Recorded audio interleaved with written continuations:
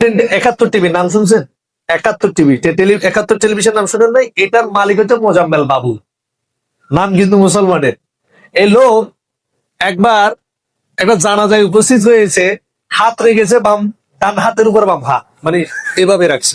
এই লোকে জানেই না কোন হাতের উপর কোন হাত, মানে বোঝা যাচ্ছে কখনো পশ্চিম থেকে আসার হয় নাই, মসজিদে যাবে তো দূর কিবা, মসজিদে গেলে তো অন্তত বাম হাতের উপরে ডান হাত যে দিতে হবে সেই এলেমটা তার থাকতো। কিন্তু এই মানুষগুলো কিন্তু বুদ্ধিজীবী, প্রচন্ড জ্ঞানী গুণী মানুষ। এদের বিরুদ্ধে যদি আপনি মামলাও করেন, এদেরকে অ্যারেস্ট করতে অনেক ধরনের আপনাকে হাইকোর্ট সুপ্রিম কোর্ট দৌড়াইতে হবে। এরা অনেক সময় রাষ্ট্রের চেয়ে শক্তিশালী বেশি হয়, অনেকটা এম্বাসির মতো। সংবাদপত্র আপনি দেখেন নাই, প্রথম আলো ডেইলি স্টারে হামলা করার সাথে সাথে পুরো বাংলাদেশ কিভাবে কেঁপে উঠছে, প্রশাসন এদের পক্ষে নিয়ে কিভাবে ধরপাকড় শুরু হয়ে গেছে, মানুষকে কিভাবে জুলুম নির্যাতন করা শুরু করে দিয়েছে। এদের এত পাওয়ার কেন? এরা বাংলাদেশের বুদ্ধিজীবী, এরা পুরো বাংলাদেশকে নড়াচড়া করাইতে পারে।